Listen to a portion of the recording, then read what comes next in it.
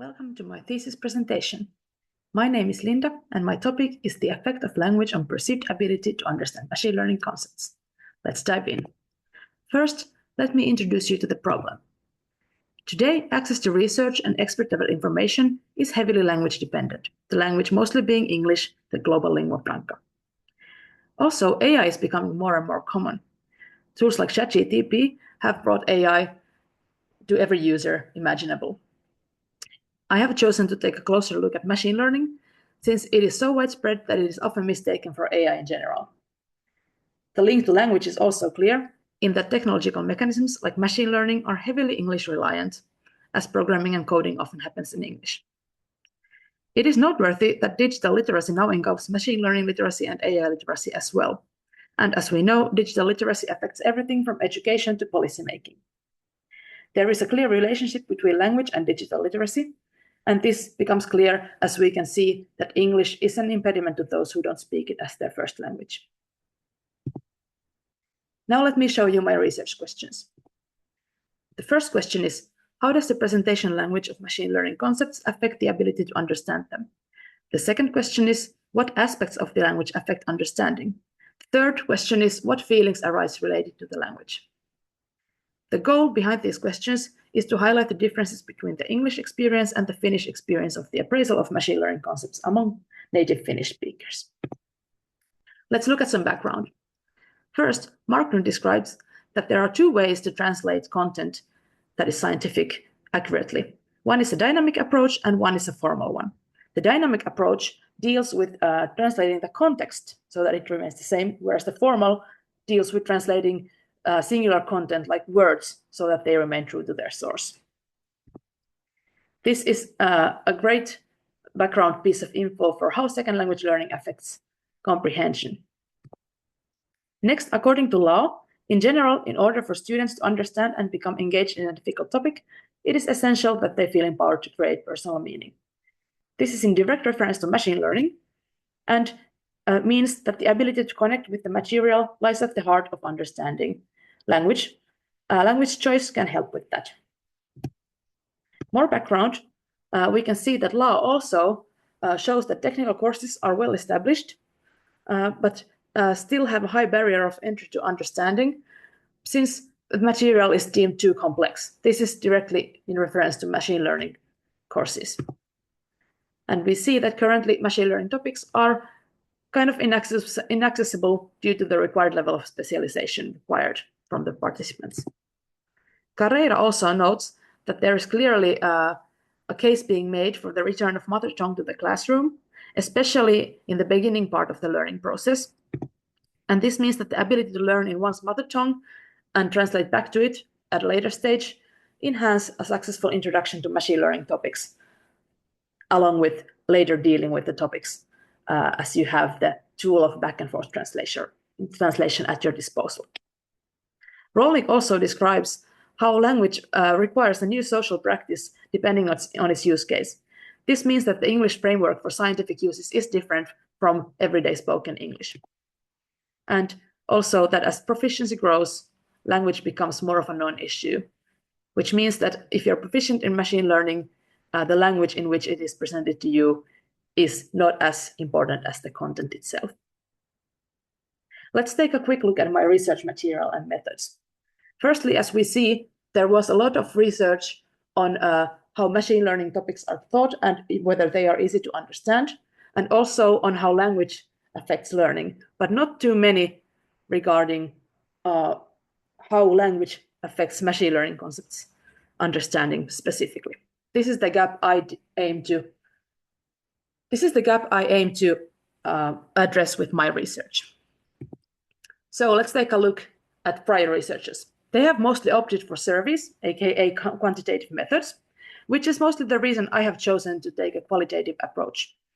Black, from 1994, emphasizes how important it is to add qualitative approaches along with quantitative ones to bring out the most combinatory value. I have also, besides this reason, chosen qualitative methods because I want to add microphenomenological elements to my research. This means I want to lure out the very experience-related things regarding understanding. And in order to fully a look into experiences and human experiences, I need microphenomenology. Microphenomenology goes extremely well hand in hand with qualitative research. The material used for this research is based on the book Machine Learning, the Basics by Alexander Jung. And more clearly, those materials are excerpts from the book, both in Finnish and English, and they were being played out in the interviews so that the interviewees could listen to them. Understanding was measured according to the interviewee's own personal perception of understanding, and also by measuring their recollection abilities after hearing each excerpt. Next, let's take a closer look at the subjects themselves. All of the subjects were highly educated young adults from the Helsinki metropolitan area. They all spoke multiple languages, and included in those for everyone were Finnish and English. Finnish was the mother tongue of all participants. Even though there are also computer science students among subjects, they were put in the category of those non-proficient in machine learning based on their own judgment of their skills and also what they showed during the interviews to be their recollection abilities regarding the material. In fact, in the end, only those who had a machine learning major ended up in the proficient in machine learning category, since they were the only ones who themselves judged themselves to be proficient in machine learning. Now let's take a closer look at the interviews and how they were analyzed. Overall, 6 interviews were conducted. In each interview, the interviewee listened to 3 Finnish clips regarding machine learning content and 2 English clips regarding machine learning content. Before those clips, I asked some warm-up questions, and after those clips, some closing questions. In between each clip, I asked about the experience of that specific clip, and also I asked all interviewees to recite what they had just heard to see how well they would recollect or how well they would be able to recall the information just given to them. During the closing questions, the interviewees were asked about the general and whole arc of the interviews, aka the whole experience regarding Finnish and English content, as opposed to just a specific clip at hand. Approaching and analyzing these interviews, I didn't have a hypothesis to begin with. I chose a grounded theory approach where I would let the data speak to me and form impressions based on the trends that arise from all of the data, rather than form a hypothesis beforehand and then test out that hypothesis during the research. And for a grounded theory approach, axial coding is a really great tool, since it helps reveal the greater trends and phenomena embedded in the data. So let's take a look at the codes then. While coding the interviews, you can first in this graph see what kind of codes I used and how many of each code ended up piling up in the end. For example, you can see that the most codes go to the FA2 category, which means the Finnish audio 2, aka the second recording playing Finnish machine learning content was the one that inspired the most conversation. You can also see that there were lots of unique codes, maybe suggesting that experience is very individual and cannot be described by very similar words or codes among different participants. Next, according to the principles of axial coding, you can see that I have grouped all of these codes into new code groups based on the related phenomenon. For example, at the very bottom, you can see that the understanding processes, language preferences, and feelings and experiences were code categories that had many codes belong to them. This means that those are clearly some groups that had underlying phenomena going on that axial coding could reveal at later stages. As opposed to this, you can see that learnings in the end didn't really show a lot of phenomena occurring underneath that label. So here's one more example of axial coding with actual examples from the interview data. You can see quotations based on coding on the left and how those then in turn turn into intermediate interpretations. For example, the 2 codes on the left, on the top left, show that working in multiple languages at the same time helps overall comprehension, and the 2 codes at the bottom show that English has the upper hand in vocabulary that can be effortlessly reversed. While these trends were found, I could see that combined together with all of the other information, it shows that preference for English for its convenience sadly trumps advantages provided by the inclusion of Finnish material, which ended up being the resulting finding from the axial coding process. So let's take a closer look at the results. In this graph, you can see an example of what kind of preferences each participant ended up having as opposed to what they were able to recollect the best, what language they were able to recollect the machine learning information best in. For this graph, I had to divide the non-proficient in machine learning category back into two categories. One consisting of those who were not proficient in machine learning at all, and one consisting of those who could be described as having low proficiency due to maybe encountering machine learning terminology or examples in their computer science studies, despite not being majors. This is because there was an arising finding of a trend between the interviewees that, in fact, it did matter whether you had encountered machine learning studies before. Let's take a look at it. So those who were not proficient showed best recollection when dealing with Finnish material, and also stated that they preferred the Finnish language for machine learning content.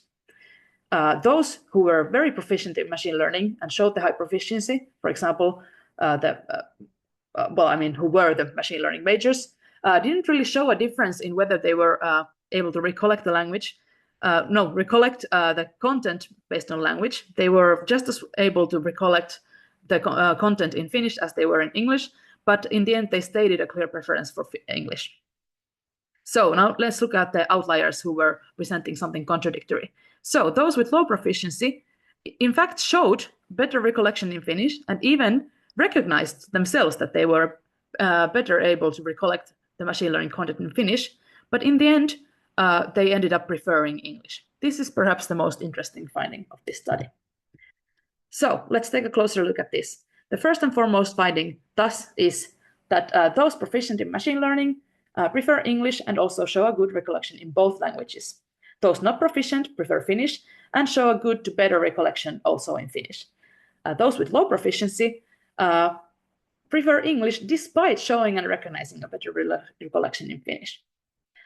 In addition to this finding, it is also noteworthy that the Finnish audios prompted longer conversation and self-contemplation in the interviews, as well as an average of almost 10 codes more per each audio that was in Finnish, as opposed to the audios that were in English. This can be used to deduce that mother tongue content increases engagement and commitment to the topic. Let's then see what all of this means in relation to the literature presented above. So, as we can see, Carreira predicted that better comprehension for beginners would come from having mother tongue content to learn from, and this tracks. Carreira also predicted that the use of back and forth translation would be a tactic used by both all kinds of participants, as is shown in this study as well. Marklund predicted that there would be confusion surrounding unfitting translations, and we can see that as some of the participants reported that the Finnish words were encumbering and horrible and they didn't like the translations, thus throwing them off and making the whole concentration worse for them. Lau also showed that personal meaning helps engagement, and this is shown in the preference for mother tongue that has personal meaning to the participants. Also in how mother tongue help create more engagement. Finally, Rolnick talked about the social practice defining one's comfort in using language for specific purposes, and those who had a prior experience with machine learning ended up preferring English, the language known to them from this context. Also, as Rolnick had stated, as proficiency grew, the role of language diminished, and we could see this in those who were proficient in machine learning. What is interesting is that perhaps, in fact, the rejection of Finnish in those who were proficient had less to do with inability to actually deal with the content in Finnish and more to do with the social practice setting Rolnick suggested. If Finnish were more of a known social setting regarding machine learning to them, maybe they would feel just as comfortable dealing in it as they do in English. So, finally, to conclude, the goal of the study was to find the differences in the English experience and the Finnish experience of the appraisal of machine learning concepts, and indeed, we did find some differences. There was an overall preference for English, And English was also described as fitting for scientific content, whereas Finnish was described as encumbering due to long and complex words that the interviewees described as word monsters. Beginners preferred Finnish, but all in all participants were more engaged during the Finnish portions, aka during the portions that were in their mother tongue. Also, there are clear contributions made to the existing scientific conversation because of this study. For example, now we know more of the effects of learning language. We know more on the importance of and the discrepancies in digital literacy, as well as machine learning literacy and AI literacy, due to highlighting the role of mother tongue in understanding machine learning content and engaging in it. Also, we have shown that participants have expectations of both languages. Still, further studies should be conducted with a larger and more diverse subject base, as the methods outside auditory stimuli, as shown in this study, should also be included. Some of the participants reported that they found their understanding difficulties to be due to the method of listening being difficult rather than the language being difficult. Here you can see the references I have used in this presentation. The full list of the references used for the thesis can be found in the thesis. Thank you so much.